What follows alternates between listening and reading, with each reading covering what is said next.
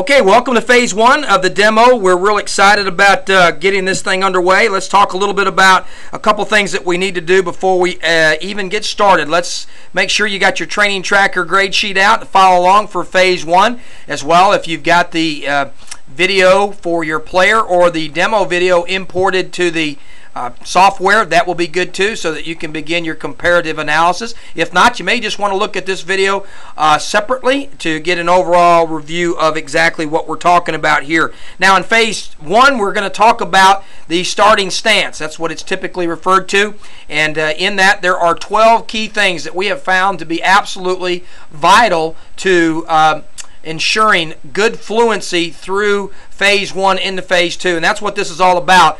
The foundation of all mechanics sits upon good balance and good direction, and what we've discovered is that all these 12 movements are those things that help us to move into and phase into each particular process in the swing. For instance, phase one into phase two. And the better you are in these 12, the better the fluency will be, and the more apt you will be to be right on the money and upgrade that contact consistency 1,000-fold if you can get into these positions. And let's share a little bit about what some of those are real quickly. Number one, it's got a couple key points here. First, you're looking at a spread stance or a shoulder width stance. In this particular instance, the player is a little bit wider than shoulder width, but your model should be somewhere a little bit inside there probably. Now, the reason why this player is a little wider is because his hips are thicker, and kids that are built stronger in the lower half will have a tendency to open up, and the wider that you can get them within reason, the more you will keep them in on the plate and kind of make the hip rotation a little bit more restrictive. So that helps aid and abet his effort in keeping himself in on the plate longer by having that wide stance. Now, the other thing you're looking at is a toe-to-toe, what we call a toe-to-toe position, which is also commonly referred to as a parallel stance in line number one. The other thing we want to look at in both 2A and 2B are the foot angles. In 2A, you can see that he is also turned that front side in slightly to help with that issue, but it's a good thing because we always want to keep ourselves in on the plate as long as we possibly can throughout the entire process, and having that foot position really helps, as you will see through the remaining phases of the swing. And so in 2B, you can see that there is a slight angle in, and that allows him to be quicker on the backside rotation as the lower half rotates on that backside as the knee and the hips begin to move through and drive the power through the swing. Now, also at the end line there on the top of the shoes, you will see that those are pointing to the balls of the feet. And that's where your weight distribution should be sitting. And in referencing weight distribution, let's go to 3A and 3B. In 3A, you're going to have, number one, a little bit of a flexion there as outlined with the purple angle there on the front side leg. And you want to see almost a paralleling angle on the backside, being careful not to drop that knee down too far because we don't want to deal with the collapsing backside as we move through the swing. So you want to kind of keep it there throughout the entire swing until it's finished. Now, the 3A and 3B also denotes a figurative weight distribution, 40% on the front leg, 3A, and 60% on the backside leg in phase one as he's sitting in the starting stance position. Now, moving to number 4, let's talk a little bit about what we call the knee knob position. This is a great anchor point for us as coaches and parents, more so for us because we can look at the hitter from this angle in real time or through video and determine whether or not in the starting position he's got his hands in a favorable slot. And the reason why we have him here is we're going to end up measuring, taking that same line and the knob of that bat as he moves into phase two, it'd actually be on the top of that back foot or actually clearing the back foot in some instances with that load. But right now we want to keep everything compressed inside what you see here to make sure that we can get there again very fluently. So that's a good anchor point, that knee knob position. Obviously in number 5, here's another slot that's very important. The yellow line in number 5 denotes the top of the strike zone. We want to keep the angle of our elbows above that line. in our starting stance, and in fact we want to keep as much out of the strike zone as humanly possible until we move into the C position.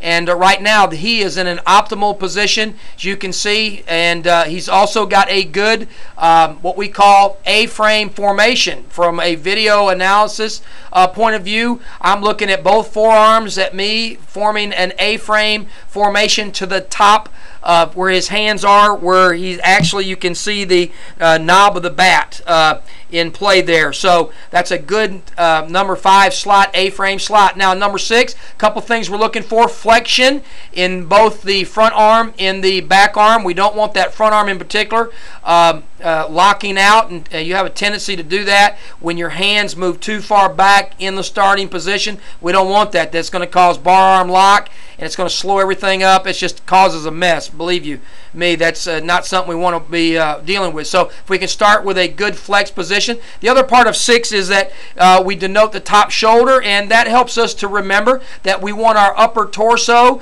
to be tilted in slightly in on the plate. So the upper half of our body from the hips up would slightly tilt in, with our chest going towards the plate just an inch or two. What that's going to do is that's going to take the weight from the back side of the heels and move them forward, help aid and abet the effort we're trying to set up with 2A and 2B by keeping the weight on the balls of the feet. As you can see in 2A, that the front side foot in that slight shoulder tilt in 6, as well as having a 40% weight distribution there on the front side, is going to lift that back heel up just a little bit, where we can get a couple fingers up. We don't want that heel all the way up, but just enough. And so that tells you that he's got a good weight distribution right there with number 6. Moving into number 7, just check in the good level head, eye, chin tuck in the front side shoulder. And then of course moving into number 8, we're looking at what we think is a good anchor point position for the hands for players, because players can see this more in their peripheral vision. And what I'm talking about is if their back eye, they can look through the back eye and in their practice sessions and basically look and see the back of their bottom hand even with their eye. That means that they probably are in an optimal position in height and distance off of their body, as well as in position referencing the number 4 position. So if you can do that and a player can see that, the back of that position, back of that hand, he's really going to have his hands in a probable good start for a fluent transition into the trigger and the load. Now with number 9, basically you're looking at the back of the hand in comparison to the back of the helmet. Now guys, this is a great way to test a video to make sure that the hands, or even in real time, if you can see a lot of space in between the back of the bottom hand and the back of the player's helmet, we got hands that are out of whack. And you want to draw them back in here and make the swing a little bit more compressed and compact.